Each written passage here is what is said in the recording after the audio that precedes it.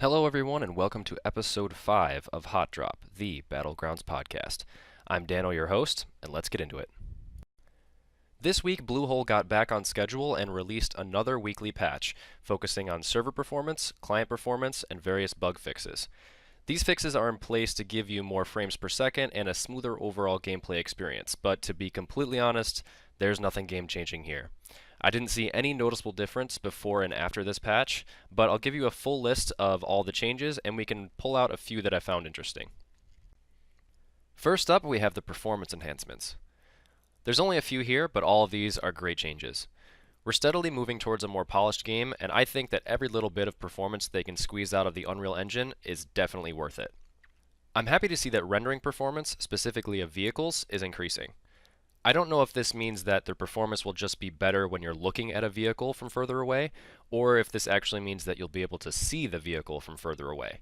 Now, if it's the latter, that makes me really happy, because this will definitely help as you're parachuting into a match. In our squad games, sometimes we like to drop down as fast as possible, grab a car, pick everyone up, and loot in a town as far away from the plane path as we can get. And right now it's pretty tough to spot the UAZs, and especially the Dacias until you're pretty close to the ground. So I'm hoping that they improve the rendering distance as well. The rest of this patch focused on bug fixes. And now there's a bunch here and I don't want to go through all of them, but I want to call out a few that were issues that have actually affected me or my teammates, and I'm happy to see that they're no longer in the game. The first fix that I want to call out I think is actually important to the very integrity of the game.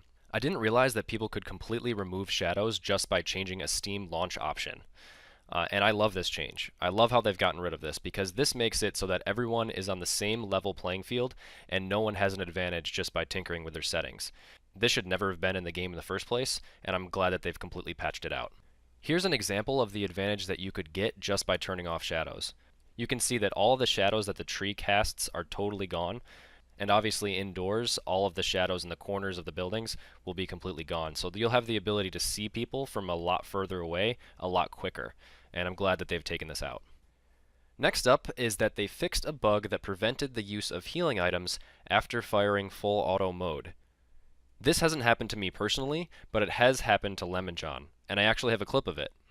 Here you can see him switch over to his ump, and he's firing full auto, and then he tries to heal himself afterwards, and he's clicking the first aid kit and nothing's happening. Like, it literally will not let him heal. So I'm glad to see that this bug, which is potentially game ending, as in this case, is also out of the game.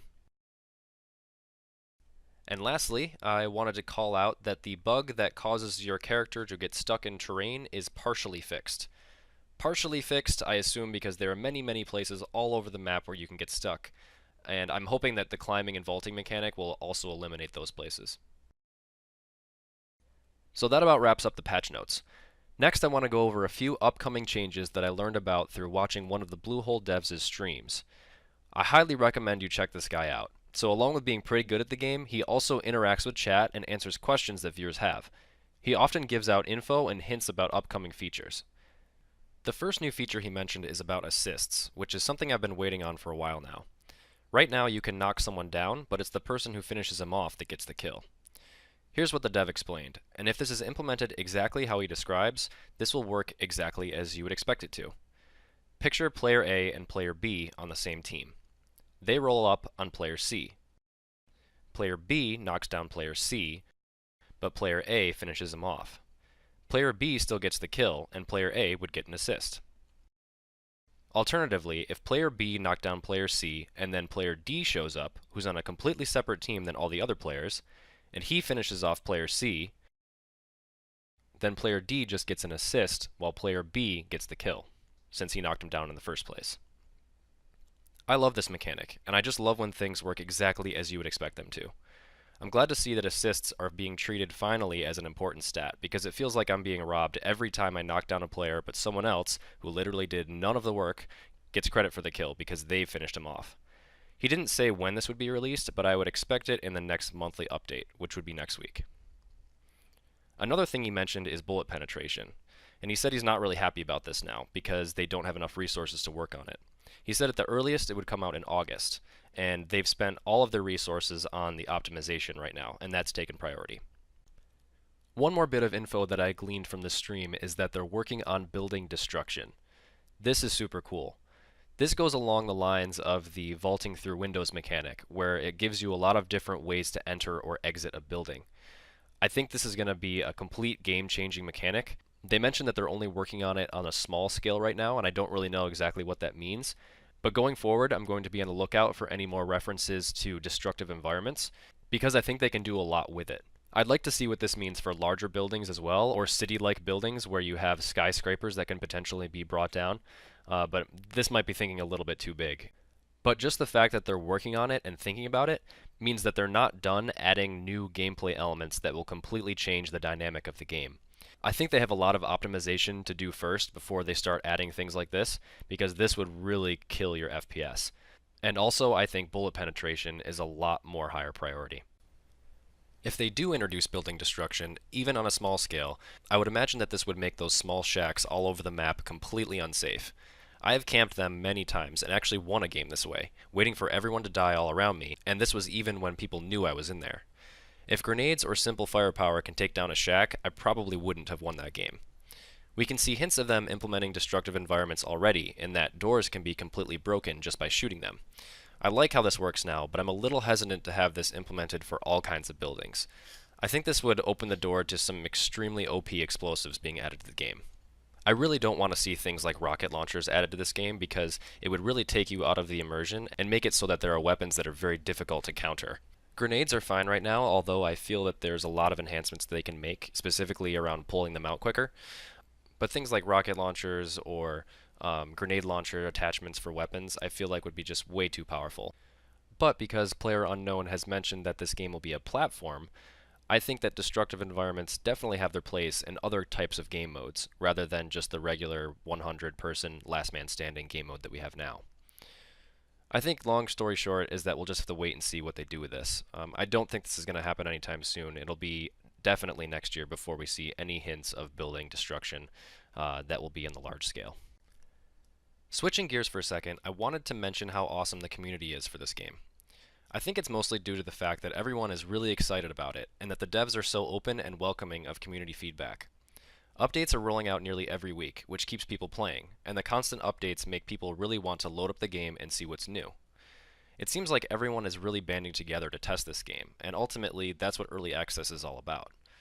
I own quite a few early access games, and I've seen what happens when development stalls out and the community gets frustrated. Take a look at H1Z1 and you'll see what I mean. But along with just playing this game, there are a lot of content creators as well, like me, who are putting a lot of time into this game because they see the potential in it and want to help others learn and get better at it. Every week, while browsing the Battlegrounds subreddit and official forums, I find content that people make and share with others, and I wanted to mention a few of those things in this podcast. This week, I wanted to mention a YouTuber by the name of MagnumDopus, and if you haven't subscribed to him yet, you should. He's been putting together some extremely detailed videos where he crunches numbers on very specific topics, and he does some myth busting as well. He has a handful of videos up already, covering things like weapons and the effects of weapon attachments, parachuting, and player movement. I want to roll into a clip of one of his videos about parachuting, since this is something literally everyone will do every single game. Here he breaks down the quickest route to the ground, the slowest route to the ground, and the most lateral route to the ground, meaning the best way to travel as far as possible in your parachute. Let's roll the clip. What does all that mean and how can we break it down? What's the takeaway here? If you want to get to the ground as quickly as you possibly can, look straight down and hold forward and don't stop until you're on the ground. It'll take you around 35 seconds on average to hit the ground. That's assuming a near sea level landing. And you will only have traveled laterally around 200 meters, all of those 200 meters only occurring after you've deployed your parachute. If you want to stay in the air as long as you possibly can, perhaps to survey the land and see where your opponents are going, you can hold back immediately and deploy your chute as soon as possible to stay in the air from anywhere between 3 and 3.5 minutes. Depending on that variable rate of descent as we talked about, you can travel laterally anywhere between about 500 and 1,000 meters during this lengthy descent. If you want to travel as far as you possibly can, the best thing you can do is to immediately look up, while holding forward in the direction you want to go in, and as soon as possible, deploy your parachute. Then begin that oscillatory movement we discussed until you hit the ground. That can have you in the air for around 2 minutes and 15 seconds, assuming a landing of around sea level, and you'll end up traveling around 2,100 meters. One of the big takeaways that I learned here is exactly how to rock your parachute to travel as far as possible, and actually how far you can really fly. In his testing, he found that you can fly roughly 2,000 meters away from the plane, and that's a lot farther than I expected. I encourage you to check out his YouTube channel and subscribe. He puts a lot of time and effort into his research, and it really shows. I've been playing for about 150 hours now, but I learned a lot from watching his videos, because this information is just not available yet.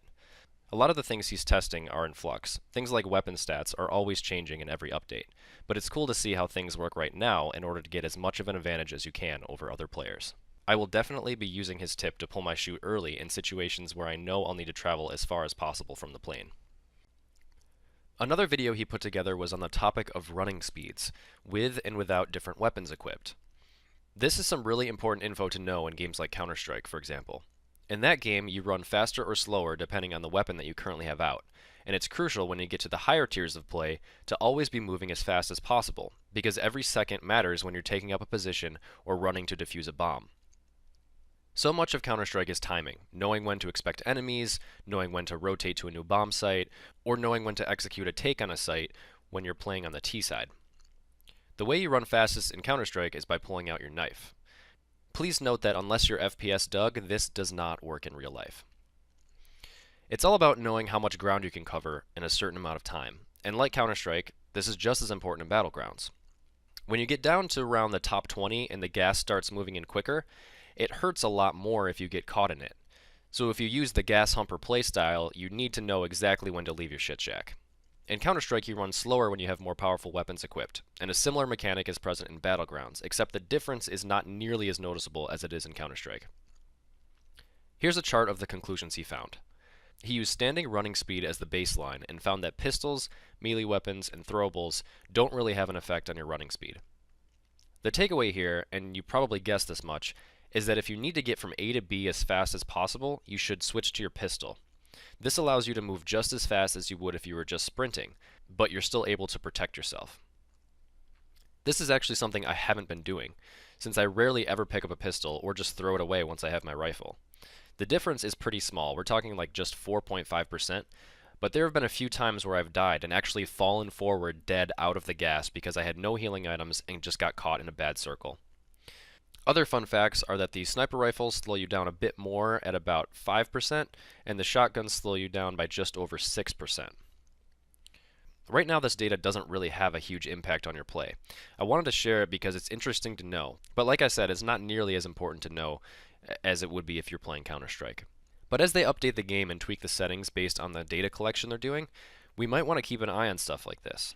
I always had a suspicion that running with the bigger guns out slow you down more, but it's cool to see people gathering some hard data using actual testing. This seems like something we should be able to data mine going forward, and I hope that someone is able to do that because that kind of stuff is way above my pay grade. That about wraps things up for this episode. I really wanted to share this type of research that's being done by the community because it really shows that a lot of people are really excited about this game, and it's not just me. I'll be sharing more interesting tidbits like this in the future. I'm not going to show full videos of work that people have done, but I might just take a few highlights and show you some key takeaways. Next week is our monthly update, so we should see some really great stuff coming down the pipeline, so you can look forward to that show. Until then, I'll leave you with a new segment, and it's called Bug of the Week. Enjoy. Alright, I can flip this.